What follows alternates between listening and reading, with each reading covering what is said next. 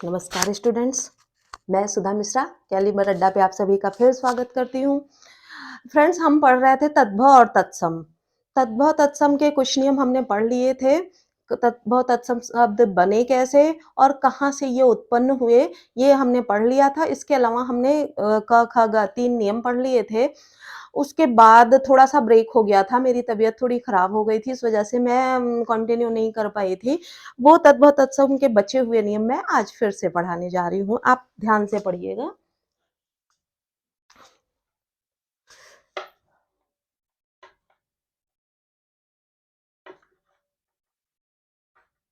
Sorry, तत्सम और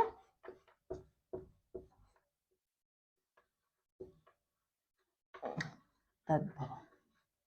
ठीक, अब देखिए हमारा नेक्स्ट नियम क्या कहता है। क, ख और ग नियम हमने पढ़ा था। अब हमारा नेक्स्ट नियम है घ। प्रायः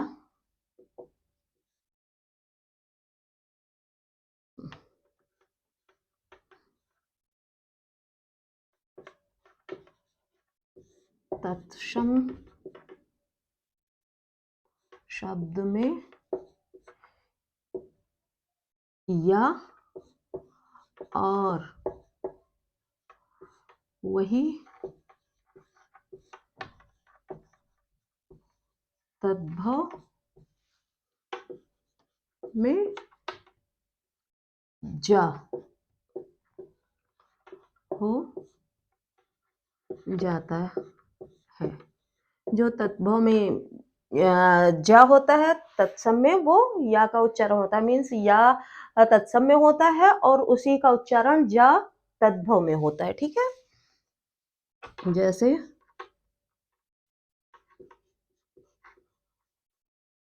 तत्सम तद्भव।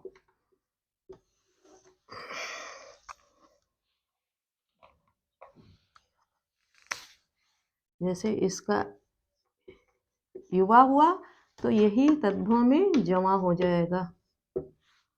ठीक, ये युग हुआ तो यही जुग हो जाएगा। ठीक, यही यजमान हुआ और यही तद्भव में जजमान हो जाएगा। ठीक, यही इस तत्सम में यमुना हुआ, यही तद्भव में जमुना हो जाएगा।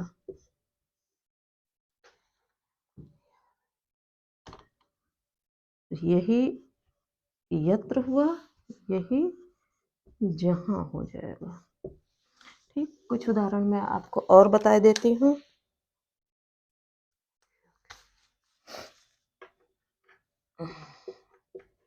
तत्सम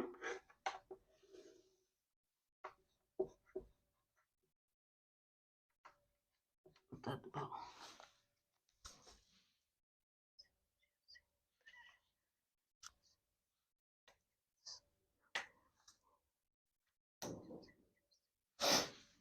हाँ, यश यहाँ पे जिस,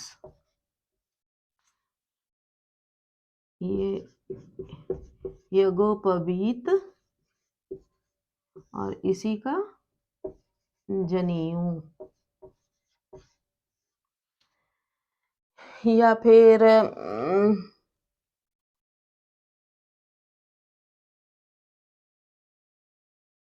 यादृश्य जैसा।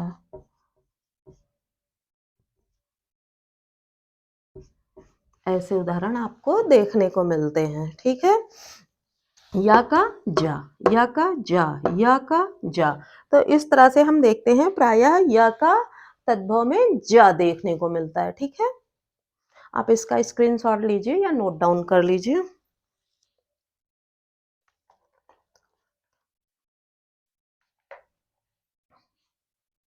इसमें जैसे योद्धा भी ले सकते हैं, योद्धा, यदा, जब, इसी तरह के उदाहरण आपको देखने को मिलेंगे। ठीक, अब हम नेक्स्ट नियम आपको बताएंगे। देखिए नेक्स्ट नियम क्या कहता है, यहाँ हम चेंजेस करेंगे नियम में।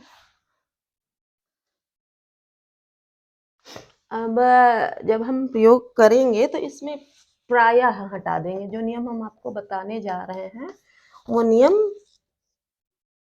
स्टार बना के कहता है, तत्सम शब्दों में री का प्रयोग।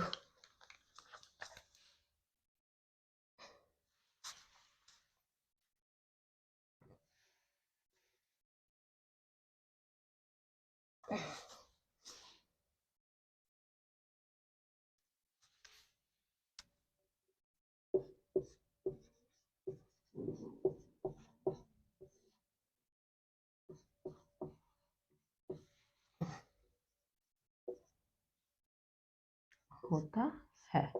ठीक है, तत्सम शब्दों में री, ये री की जो ये मात्रा होती है इसका प्रयोग होता है, नीचे होती है, मैंने यहाँ पे लगा दिया, कोई लेटर होता है उसमें नीचे उसका प्रयोग होता है। ठीक है, इसके कुछ शब्द आप ले लीजिए।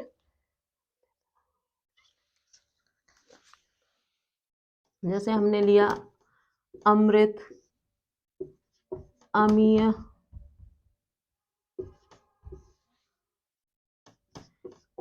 कृष्ण, किशन,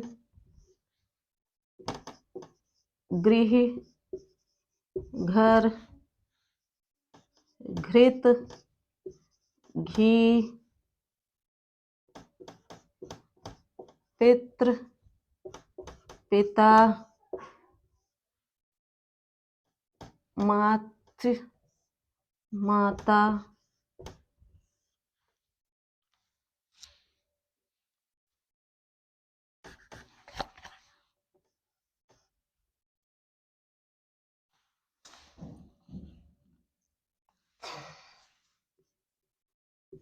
तृण, तिनका, नृत्य, नाच, कृत्य, काम,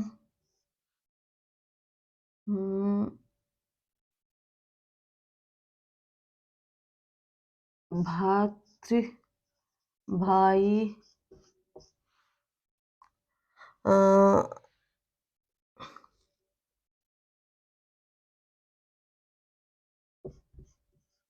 श्रृंगार, श्रृंगार,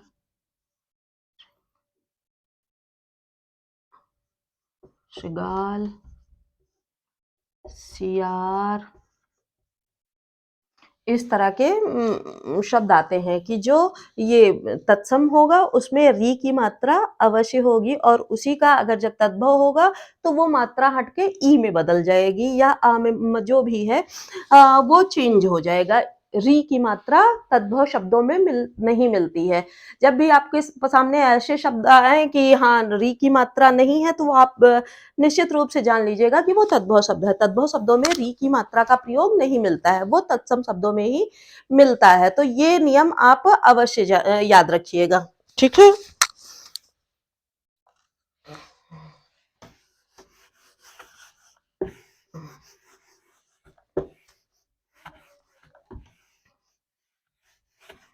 अब आपको हम नेक्स्ट नियम बताते हैं।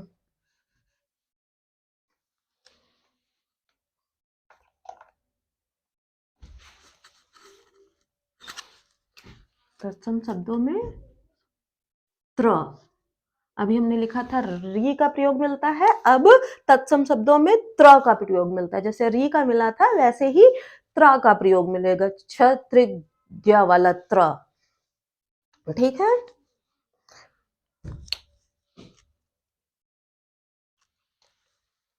जैसे हो गया सुपुत्र तो सपूत, रात्रि, रात्र,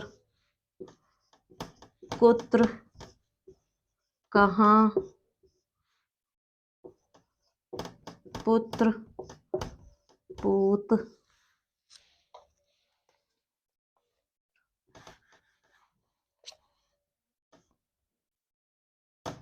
नक्षत्र,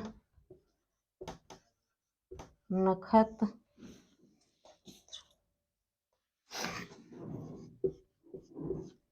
पत्र, पत्ता, तत्र, तह, छत्र, छाया,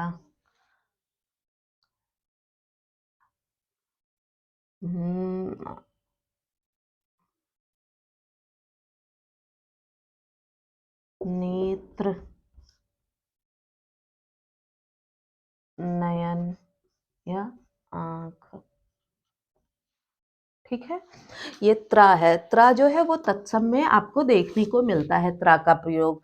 और तद्भव में आप जैसे देख रहे हैं, तद्भव शब्दों में त्रा का प्रयोग देखने को नहीं मिल रहा है। तो इस तरह से हम याद रखेंगे कि तद्भव कौन सा है और तत्सम कौन सा है। आप जनरली एग्जाम में आपसे तद्भव या तत्सम ही पूछने को आएगा कि निम्नलिखित शब्दों में कौन सा तद्भव है, कौन सा तत्सम है। तो जो मैं आपको नियम बताते चल रही हूँ, नियम के हिसाब से आप देखते जाइएगा।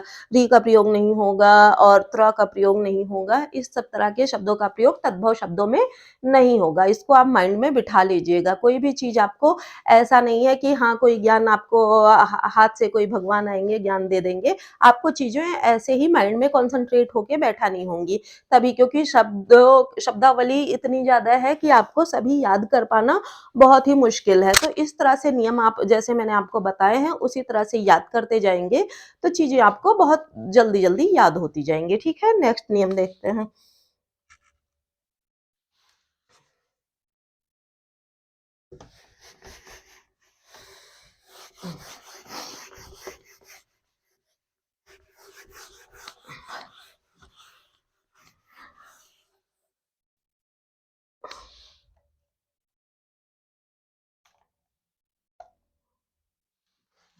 नेक्स्ट नियम हमारा है छ।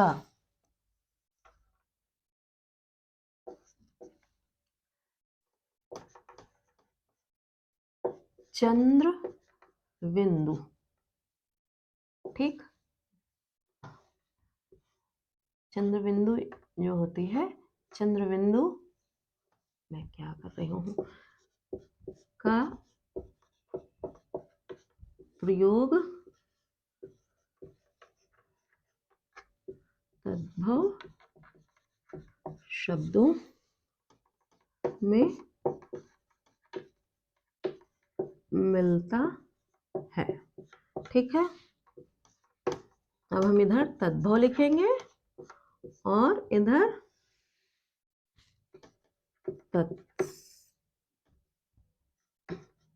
तत्सम। ठीक है,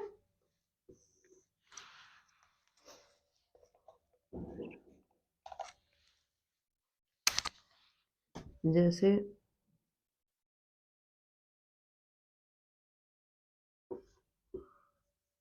आंख, आंख,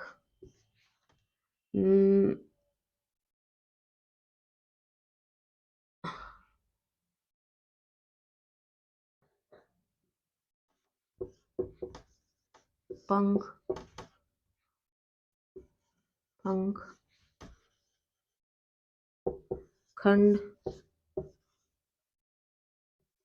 खंड,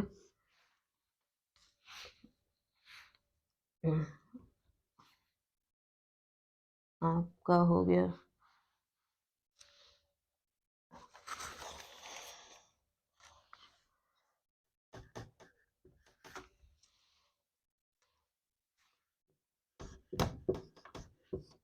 चांद, चंद्र,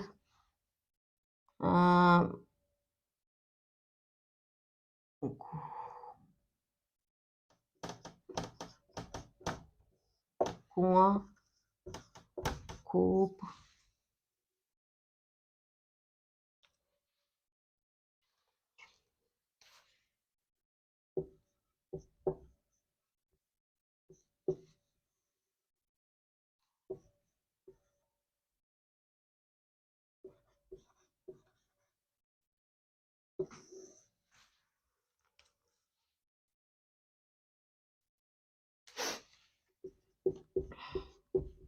गांव, ग्राम,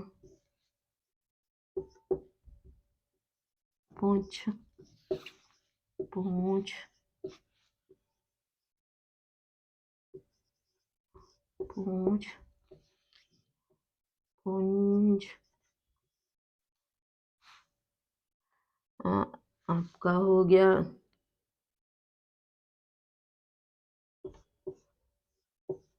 गांठ, ग्रंथि,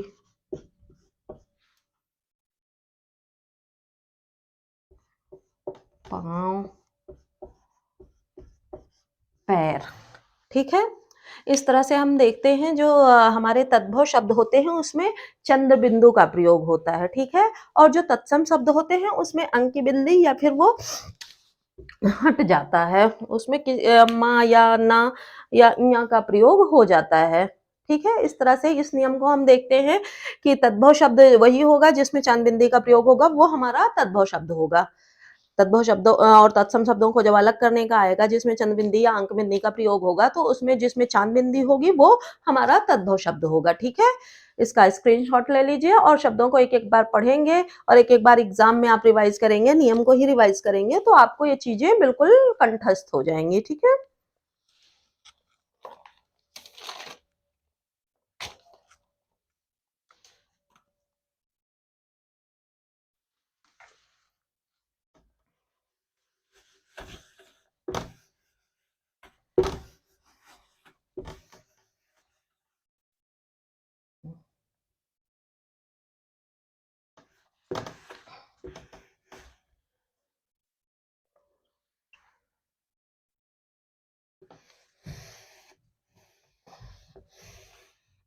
एक और नियम है, मैं आपको बताती हूँ।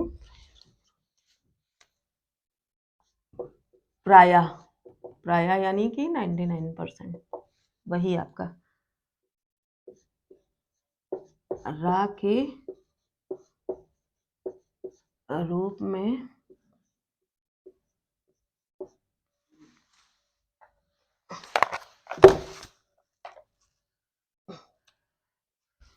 रा के प्रयोग तत्सम शब्दों में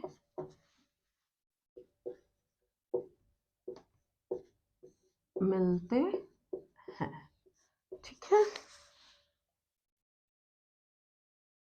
या तो हम इस तरह से भी कह सकते हैं कि आधे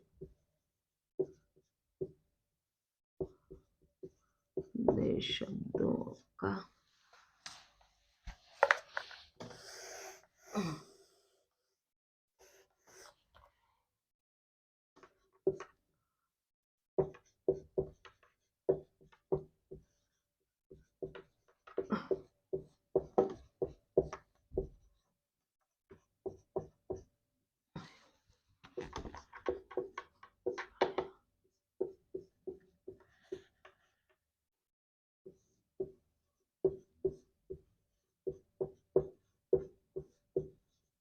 जो आधे शब्द होते हैं वो सच्चा, मैंने जैसे लिख लिया सच्चा, तो ये इसका ये तत्सम ही होगा और इसका तद्भव होगा सच या सांच।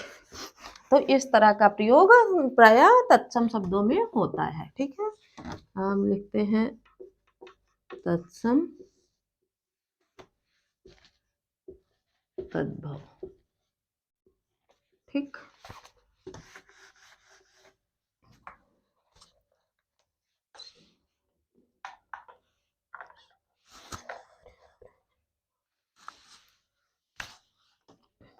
जैसे सूर्य रा है, इसका सूरज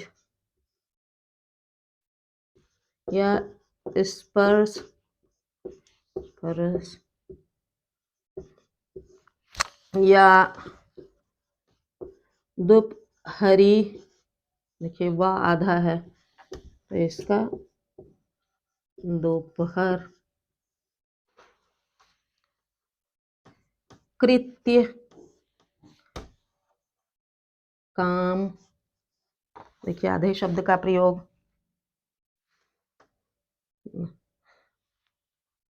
अस्य, आधा अक्षर, यह,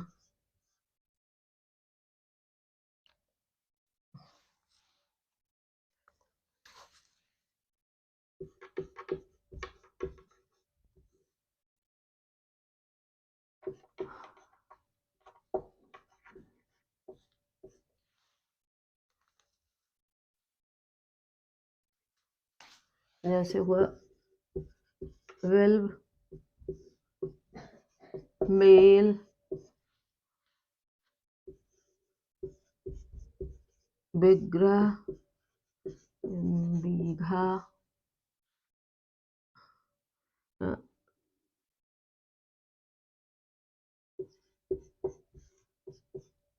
रात्रि, रात,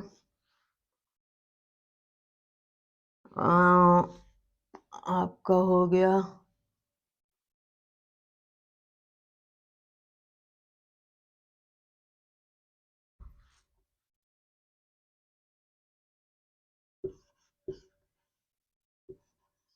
पितृ,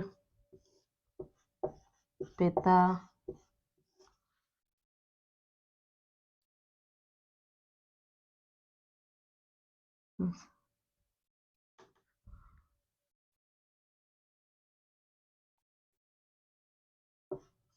यत्र, यहाँ,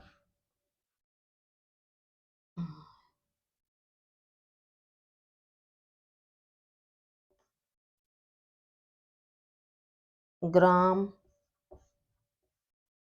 गांव। इस तरह से देखते हैं जो आधे अक्षर होते हैं या रा का प्रयोग, रा से संबंध हमारा ये होता है कि रा को जैसे हम दो रूपों में जानते हैं, एक तो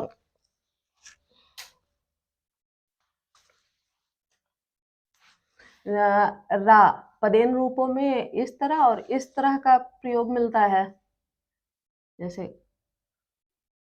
इस तरह में या पा में लगा, या इस तरह में पदेन रूपों में या स्पर्शी में इस तरह का रा का प्रयोग मिलता है। तो ये तत्सम शब्दों में मिलता है, तद्भव शब्दों में वो पूरा आ जाता है, ठीक है। या आधे अक्षर जो तत्सम शब्द होते हैं उसमें आधे अक्षर का प्रयोग प्रायः मिलता है, ठीक है। 100% तो हम नहीं कह सकते हैं, लेकिन हाँ 99% शब्दों में त्र का मतलब रा का पदेन या रेफ रूप आपको मिलेगा, और आधे अक्षरों का प्रयोग आपको तत्सम शब्दों में मिलेगा, ठीक है। बाकी जिसमें नहीं रहेगा वो आपके तद्भव शब्द हो जाएंगे, ठीक है। तो इतने सारे शब्दों को पढ़ने के बाद, जैसे दूरबा, धूब, तृण, तिनका, इस सब तरह के शब्दों का प्रयोग आपको देखने को मिलता है तत्सम शब्दों में।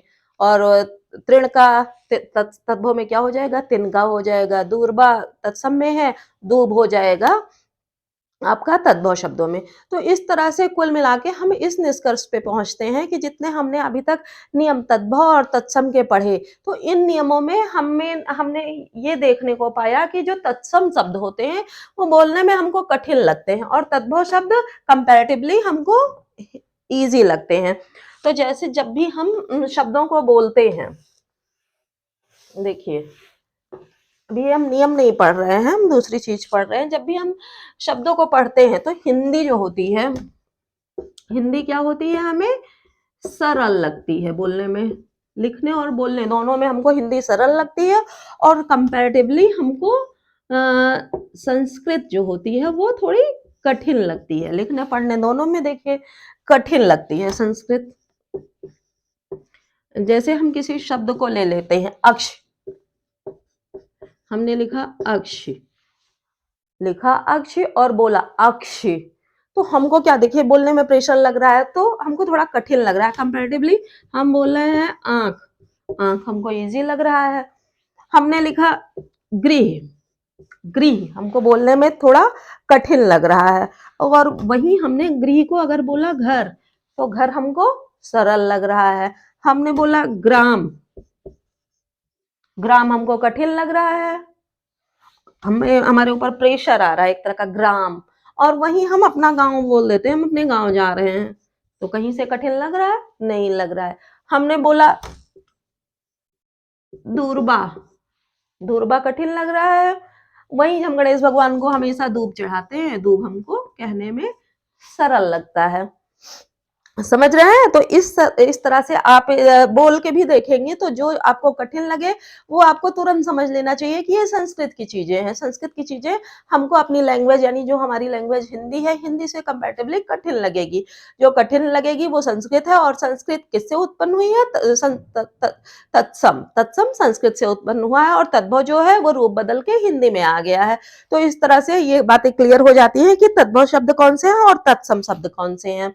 आई होप आपको ये चीजें समझ में आ गई होंगी कि तद्भव क्या है और तत्सम क्या है, तद्भव शब्द कौन से होंगे और तत्सम शब्द कौन से होंगे। अगर आपको समझने में किसी तरह की कोई प्रॉब्लम आती है तो आप कमेंट सेक्शन में जरूर डालिएगा, मैं दोबारा से समझाने का प्रयास करूंगी। आई होप आपको अच्छे से समझ में आ रहा होगा, और मुझे पूरा विश्वास है आपको मेरे जो कॉन्सेप्ट होते हैं वो आपको जल्दी क्लियर हो जाते हैं। अगर किसी तरह की दिक्कत आती है वो भी कमेंट सेक्शन में आप जरूर डालिएगा। अगर आपको मेरा वीडियो अच्छा लगता है उसको लाइक शेयर जरूर करें, व्यू बढ़ाते रहें, और ऐसे ही हमारा मनोबल बढ़ाते रहें। हम अच्छे वीडियो और अच्छे कॉन्सेप्ट लेके आपके सामने उपस्थित होते रहें। नेक्स्ट वीडियो आने तक धन्यवाद।